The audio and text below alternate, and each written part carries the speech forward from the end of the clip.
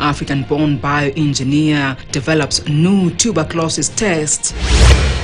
The U.S. state of Florida has a new law banning most abortions after 6 weeks of pregnancy.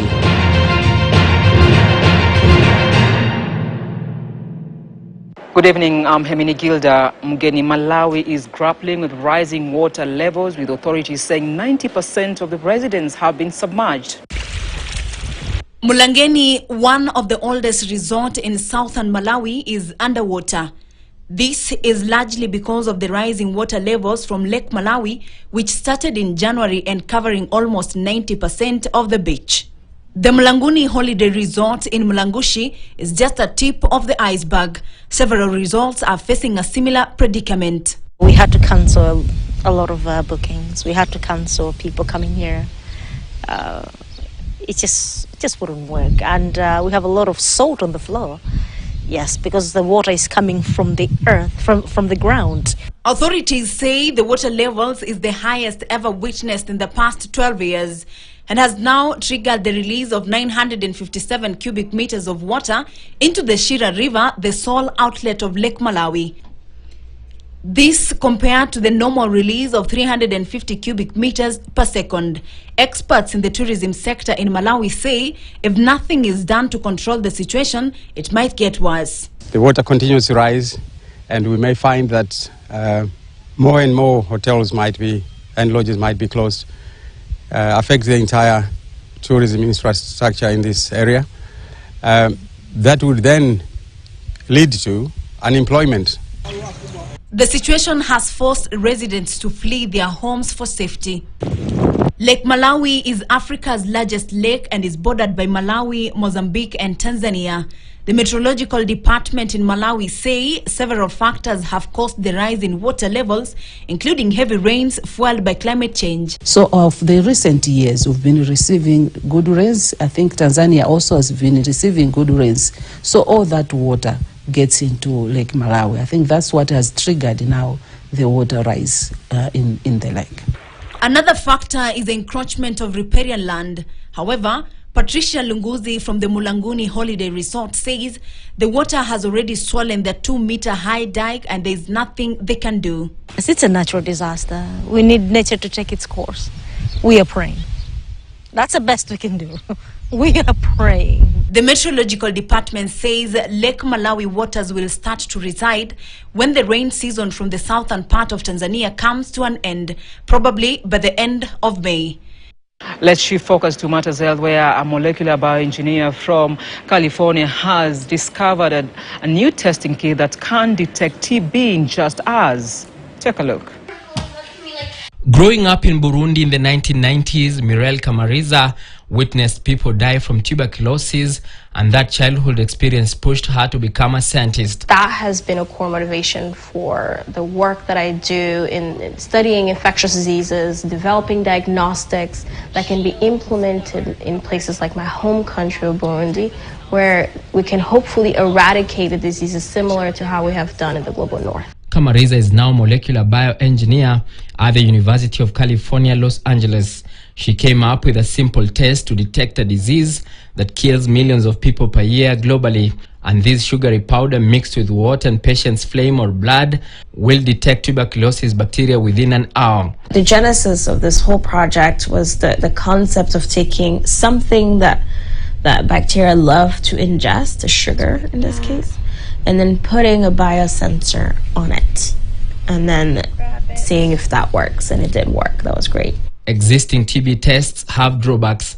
They can take weeks or are expensive, says Akla Sciences Dean Akla Johnson. She's focused on making that dye more specific and brighter, so that even very common microscopes that are available in places like field clinics in Uganda, where it can even be detected in those circumstances. And that's really a game changer. Kamariza says her test shows if the virus is alive or dead, which helps to detect if the virus is contagious, and it quickly detects if the patient is responding to treatment. The powder that we make is very cheap to make, especially when you make it on a grand scale. It's going to be less than $1 a test. But first, it must pass a clinical test in Uganda. If it passes the test, It will not only serve low-income countries around the world, but also California, where TB cases are on the rise. The U.S. state of Florida has come up with a new law that bans abortion in 6 weeks. The new law has elicited mixed reactions from both residents, citizens, and leaders. Florida's new abortion law is among the nation's most restrictive and has prompted a November ballot initiative. U.S. states are making their own abortion laws because a 2022 Supreme Court decision ended federal abortion protection. Trump appointed 3 justices who decided that case, and Harris says voters need to hold him accountable. Across our nation, we witness a full-on assault, state by state, on reproductive freedom. And understand who is to blame. Former President Donald Trump did this. While Trump says the new Florida law goes too far, he regularly takes credit for the state-to-state approach on abortion, saying it is the will of the people. Many states will be different. Many will have a different number of weeks, or some will have more conservative than others, and that's what they will be. At the end of the day, this is all about the will of the people. You must follow your heart, or in many cases, your religion or your faith. Meanwhile, at a women's health clinic in Florida, this patient fears this new law means more young women will die due to the new law. I think it means a lot more deaths, honestly, because 6 weeks is not really a lot of time. And then I feel like abortion is still going to happen, whether it happens legally or illegally. It'll happen like on the streets. It'll just be unsafe.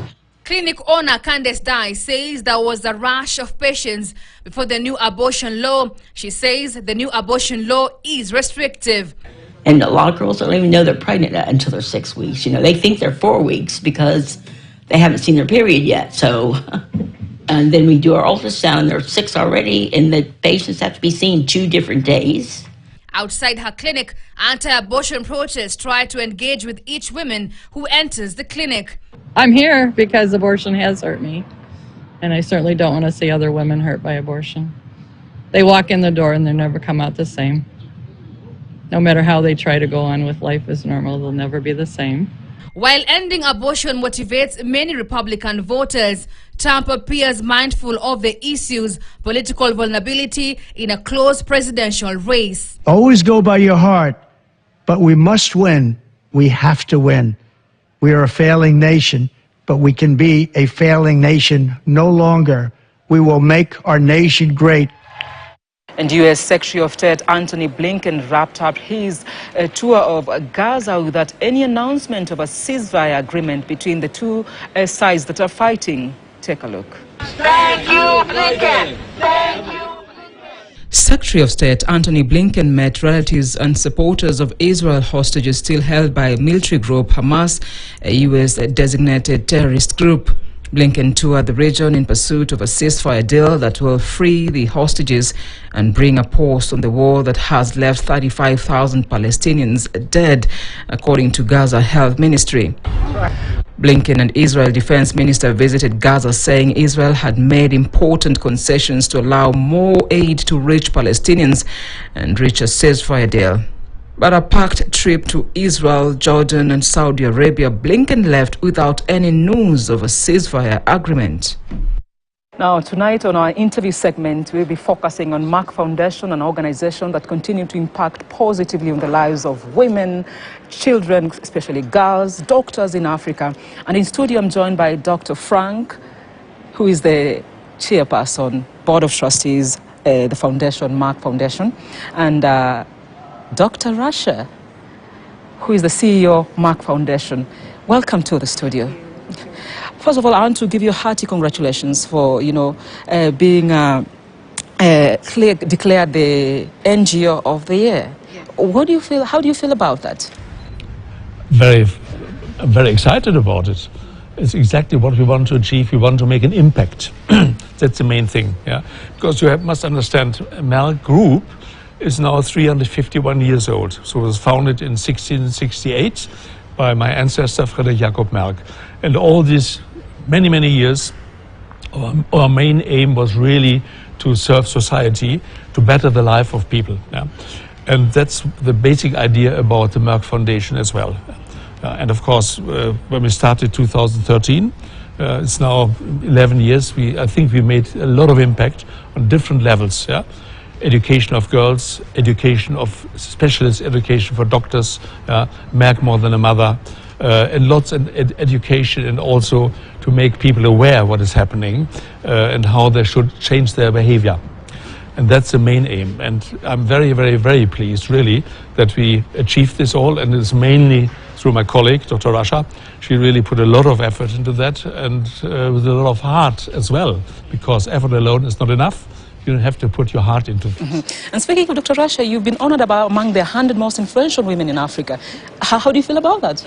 I'm so proud of it, of course. And it's all related to my work with Merck Foundation. Because if I am the most influential woman or one of the 100, it's also the Merck Foundation is one of the influential foundation in the world. So it's very important because it enabled me to do my work more efficiently, to raise awareness and make community cultural shift more efficiently. You know, if I tell you, for example, we have in our social media more than 5 million followers.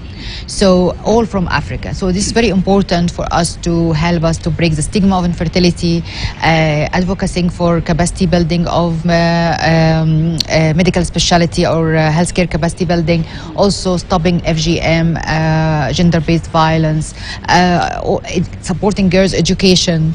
This is very, very important for our cause. And you're using this through various programs. For example, let's talk about our Africa TV show. Why Africa? Why Africa? Very exactly. simple. My honeymoon I spent in Africa. I don't tell you when, long time ago, 72. And then, of course, my personal heart was always very much into Africa. Yeah. Of course, you can say we could go to Far Eastern countries. There are many areas in the world which need support, but Africa is very close to our hearts. And that's very simple that we choose Africa. We'd also work, of course, in some of the Asian countries, but the main focus is on Africa. Dr. Rasha, the program is set to air on Our Africa by Merck Foundation TV program, which is going to be aired. It's actually aired before in KTN, as you know, and now it's going to air for the second time because there is a lot of audience and people really loved it. So we are going to start airing it on starting from 25th of May, every Saturday at 5 p.m. and repeated again every Thursday at 6:30 a.m. at KTN Kenya. So I will repeat again, every Saturday 5 p.m. and every Thursday 6:30 a.m. On KTN Kenya. And it's definitely a show that we have to look at. Our viewers are very curious about it. Tell us about the content. The content is what exactly we said. We want to raise awareness about different topics, every episode about different topic, to create a community culture shift, but through art and fashion and with purpose. So we interview experts, scientific medical experts. We interview fashion designers and singers and artists from Africa, across all Africa, all countries, even Mozambique, we have representation. From Mauritius, we have representation from all African countries. And each episode about different topic. One about breaking the stigma of infertility. One about supporting girls' education. One about diabetes awareness about prevention and early detection. One about healthy lifestyle, GBV, FGM. Every episode about different topic. So we talk about it, we raise awareness, what is good to do, what not to do. We separate misconception from facts. So all this you will find it in the 30-minute episode every week. How many episodes? 15. 15 episodes. Definitely, we have to watch out for that. Dr. You've offered scholarships, Professor, you've offered scholarships to over 100 individuals and in 52 countries in Africa. I mean, elaborate more about this program. I think if you really want to improve not only the health system in countries, but also the economical system, you need healthy, educated people. And of course, you start with the health issues. And of course, the fact that we now provided scholarship to 166 Kenyan doctors, so giving them special training in special areas like fertility or heart diseases or diabetes, helps, of course, to put more and more emphasis on increasing the health of the population in general. Yeah. For us, it's very important, you see. This is really like a transmission belt. If you want to better the life of people, you have to start somewhere. Yeah. And for us, we start at several angles. One is educate the doctors further, yeah, of course, always with the help of the local Ministry of Health, yeah, and also improve the schooling for girls. So we're giving a lot of emphasis into particular girls' schools, yeah, and of course helping single mums to find their own slot in life, which is not that easy, as you know. They are stigmatized very easily in all countries, but specifically in some of the African countries. Professor here has mentioned about fertility, and you have this campaign of the More Than a Mother. Yes. Tell us more about the campaign. The More Than a Mother campaign is our historic and signature campaign where we empower infertile women through access to education, health, of course, and change of mindset, and sometimes economic empowerment. We do some economic empowerment for women who suffer the stigma of infertility, either through violence or through misbehavior and discrimination by society or the family. They left alone and without any income, like the story of Jacqueline you mentioned, that we already supported her after she suffered the violence and the psychological and physical terrible violence by her husband. Although she was not the infertile, he was the infertile person, but he abused her for that because of the stigma and the pressure of society. So we helped her to provide her with a house and a supermarket, to have her independency and steady monthly income to support her to have her dignity and pride in life, and to be more than a mother. So this is very, very important. So of course we do a lot of other things to raise awareness, like we create storybooks for children about this. We create also songs. We create this TV program. We create ambassadorship program that more than 20 first ladies are working with us. And you've incorporated the first ladies. How do you maintain such effective collaborations, Professor? Yeah, we need the support of the first ladies, yeah, because they have a very important position to take in the different countries. And if we make them ambassadors of More Than a Mother, it's much easier for us to put our programs into action, yeah, and to achieve something. So the support of the first ladies is very, very important. That's the reason why we really try to bind them in. And for them, of course, it's also very fulfilling thing that they can help their own women in their own countries to lead better lives. Yes? Because it's a misconception. Everybody thinks the women are infertile, that's their fault. No, 50-50. Yeah? Yeah. The other 50% are the men. Yeah? Like this example are the just men gave. incorporated? Because you know this without the men in Africa. Yeah, but they don't believe it. They're not only in Africa, it's the same in Germany, by the way. But it's changing. You see, we have to change the attitude. And that was Dr. Rasha said. We help with storybooks, with songs, with all things, with fashion shows. Storybooks, I've seen storybooks, animated programs. Let's talk about your campaign to boost the girl child education. Yeah, girls' education is very close to our hearts. See, I'm the father of 4 daughters myself, so of course it's much easier in Germany, but they're also disadvantaged in the Western countries, yeah, make no mistake. And so it's very important, not only just for the MINT subjects, but for general education. Give girls a chance for secondary education, that they can be trained as teachers, because that's the way to multiply at the end the impact. And if you empower the woman, you know, the society is empowered. Absolutely. Finally, as you wind up. And I tell you, see, I would travel through Africa. I was virtually in every country. I think 2 or 3 countries are missing. And if I say that, I'm not very popular with the male population. But for me, it's very clear that women in Africa, they keep the countries going. You see them at the street selling goods, you see them on the fields, you see them with the kids. Yeah? While the men is changing, but there's a lot of palaver about. So very much focusing on women education, helping women to, if they're stigmatized, to get rid of it, educate them, and giving a chance to young girls to get a good education and to read and write properly. So through our partnership with the First Ladies and also Ministries of Education, Ministries of Gender, we provided scholarships for 40 girls in each country that very high performance, but underprivileged. That is in Africa. Yes, in Africa. So and now the program is running in 12 countries, and we want to expand it to more countries. This is on the level of Merck Foundation, because there is other things that Professor Frank do on his personal level as well to sponsor girls in educating girls in Kenya, for example. He has a big program personally he is following up. But for Merck Foundation, as I said to you, these scholarships until they finish their school. And we take them over to university. Exactly, in Malawi, in Burundi, in Botswana, in Namibia, and Kenya through him. But we did not start yet in Kenya through Merck Foundation because we are waiting to meet Her Excellency, the First Lady of Kenya, and then we can start a program here. And finally, as we wrap up, you have a function today, the Merck Foundation alumni. What is it all about? It's very important. You see, we support these doctors, for example, and not only doctors, also the media creators and so on, that they can give testimony what they have done, with their lives over the past 2 years, while we help them financially and provided programs for them. It's important for them. It's important for us to show that they achieved something. And to be part of our family and our alumni. So who are the participants? The participant will be the graduates and the doctors who undergoing the scholarship.